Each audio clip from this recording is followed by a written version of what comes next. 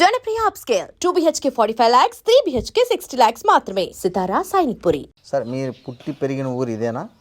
ఇదేనండి. ఇది మీ అంటే తండ్రులు అంతా ఇప్పుడు మా తాతలు నాటి నుండి ఇది ఈయన్నే ఊరు. ఈ స్థలమేనా మీది? మీరు అంటే ఇదే స్థలం. మీరు పుట్టింది పెరిగింది అంటే నేను పుట్టింది అప్పుడు ఈ నైజాం పరిపాలనలో ఉన్నటువంటి అప్పుడు క్యాంపులు పెట్టారట ఊళ్ళంతా రజాకారులు. అవునవును, అదే ఇప్పుడు క్యాంపులు, ఆ క్యాంపులు పెట్టారట. మా ఊరు ఈ ప్రాంతంలో ఉన్న వాళ్ళందరినీ ఇల్లెందు తీసుకుపోయి ఇప్పుడు ఇల్లెందు జూనియర్ కాలేజ్ ఉంది, ఆ ప్లేస్లో ఊళ్ళంతా తీసుకుని పెట్టారట. నేను క్యాంపులో పుట్టానట. Okay okay.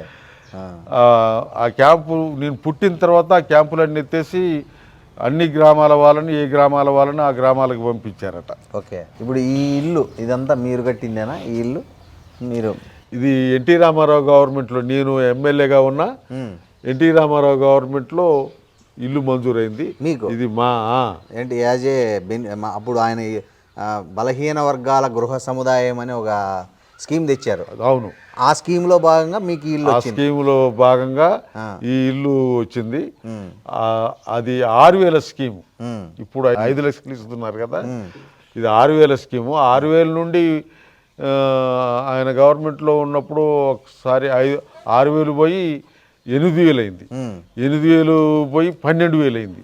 12,000 నుంచి 25,000 అయింది. అట్లా పెంచుకుంటూ వచ్చారులే కానీ అప్పుడు కట్టినటువంటి ఇండ్లు చాలా ఊరుగా ఉండేటువంటి. అప్పుడన్నీ మా ఊరంతా గడ్డి ఇండ్లతోటి ఉండేటి. అట్లా ఇది మా నాన్న పేరుతోటి నా పేరుతోటి ఇద్దరు పేర్లతో మాకు. ఇప్పుడు మా తమ్ముళ్ళు ఇదంతా మీ ఫ్యామిలీనేనా? మీ బ్రదర్స్?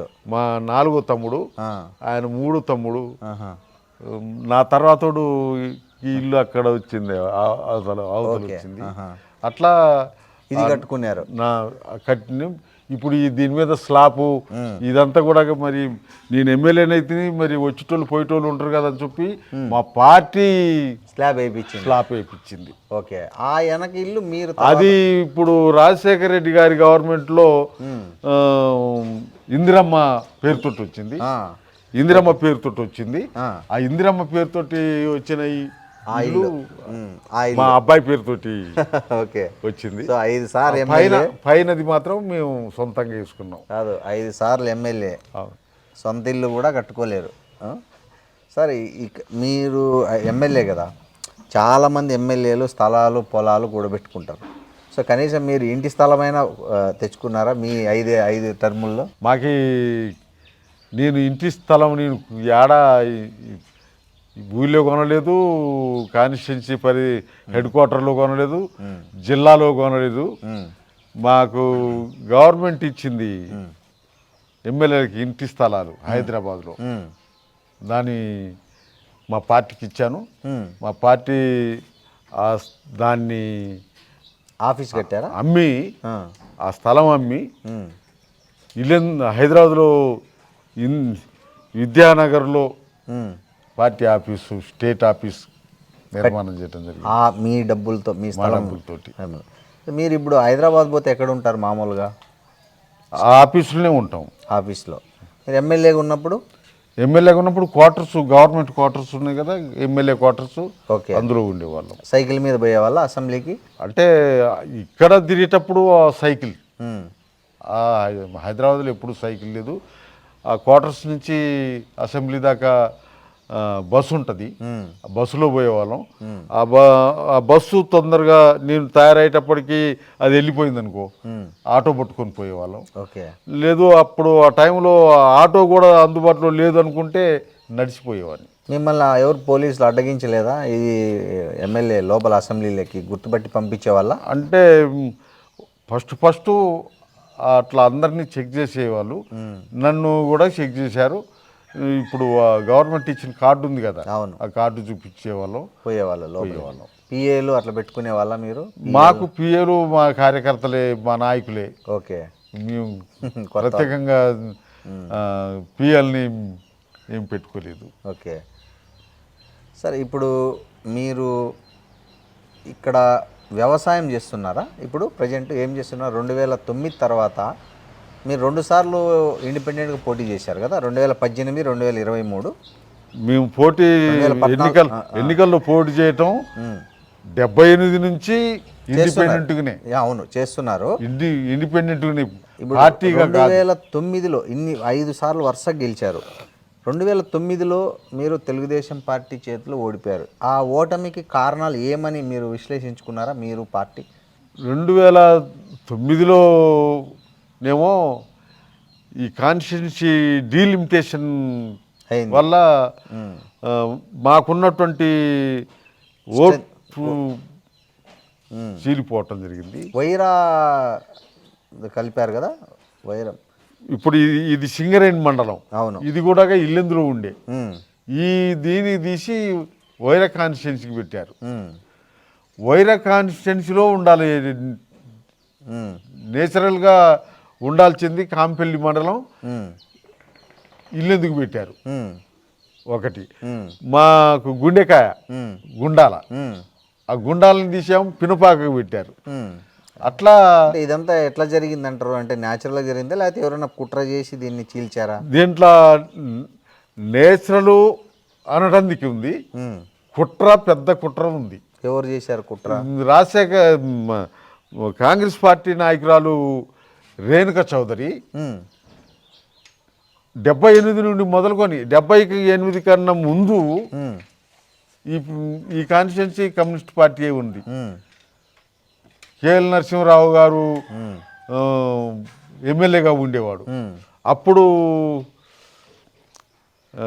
జనరల్ వాళ్ళు ఒక ఎమ్మెల్యే ఉండేవాడు, ఈ రిజర్వ్డ్ ఒక ఎమ్మెల్యే ఉండేవాడు, ఇద్దరు ఉండేవాళ్ళు. అవును.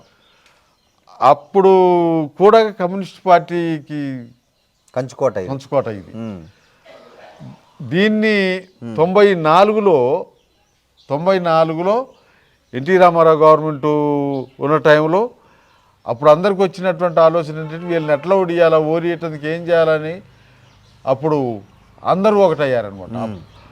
94కి సంబంధించి Telugu Desam party, Congress party, CPI, CPM, BJP వీళ్ళందరూ ఒకటయ్యి సిపిఐ అభ్యర్థిగా ఉన్నటువంటి వీకబ్బాయిని గెలిపేయడం జరిగింది. వాళ్ళందరూ కలిస్తే మమ్మల్ని ఓడేటందుకు ఒక 4000 మెజార్టీ తోటి గెలిచారు. ఓకే. ఏదైతే అప్పుడు అట్లా అయింది. ఆ తర్వాత చౌదరి ఏం కుట్ర చేశారు మీ దీనికి? ఏం లేదు, ఈ వాస్తవంగా గుండాల ఈ సింగరేణి మండలం ఇల్లెందుకు ఉండాలి, ఇల్లెందుకు కాన్స్టిట్యున్సీకి ఉండాలి. ఆ కాంపెల్లి వైరాకుంటుందా ఖమ్మంకుంటుందా ఉండాలి. అటువంటి దాన్ని తీసుకొచ్చా ఇక్కడ పెట్టి.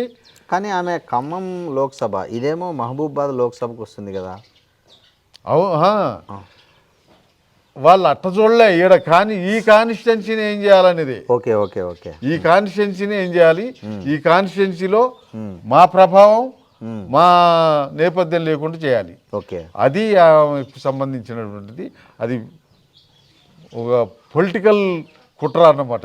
దీని మీద మీరేమి నిరసన వ్యక్తం చేయడం కానీ రిప్రజెంటేషన్? మేము రిప్రజెంట్ చేసాము. సెంట్రల్ గవర్నమెంట్ డీలిమిటేషన్ కమిటీ ఉంది, ఆ కమిటీకి కూడా ఇది ఎట్లుండాలి, ఏం చేయాలని మేము ఈ కాన్స్టిట్యున్సీ వరకే కాకుండా జిల్లాలో ఈ డీలిమిటేషన్లో ఎన్ని నియోజకవర్గాలు కావాలి, ఆ నియోజకవర్గాలు ఎట్లా ఉండాలి అనేటువంటి మ్యాప్ తయారు చేసి తీసుకుపోయి ఇచ్చాం.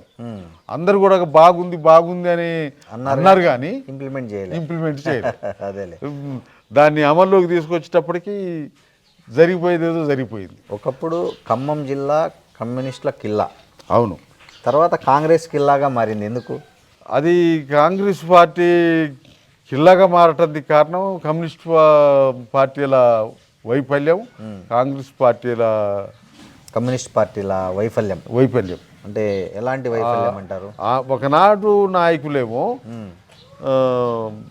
ప్రజల భూస్వాముల దగ్గర భూములు ప్రజలకు పంచి వాళ్ళ కుటుంబాల దగ్గర ఉన్నటువంటి భూముల్ని కూడా ప్రజలకి పంచారు. పంచారు. భీమిరెడ్డి నరసింహారెడ్డి కానీ, మంచికంటి కిషన్ రావు కానీ వీళ్ళందరూ ఇటువంటి వాళ్ళు కూడా అటువంటి కమ్యూనిస్ట్ సిద్ధాంతం, అటువంటి స్వభావం మారి ఇప్పుడు యాడుందా ఏముందా దాన్ని ఎట్టగా చేయాలన్నా అనే నాయకులు వచ్చారు. ఉదాహరణకు అందుకని ఇలా కమ్యూనిస్టు కోటగా ఉన్న ఖమ్మం జిల్లా కాంగ్రెస్ కోటగా మారటానికి కారణం. ప్రధానంగా తప్పు పట్టాల్సి వస్తే ఏ నాయకుడిని తప్పులు పడతారు మీరు? ఇక్కడ నాయకులు అనే విషయానికి వస్తే జనరల్గా ఈ నాయకుడు ఆ నాయకుడు అనేది కాకుండా పార్టీలోనే అటువంటి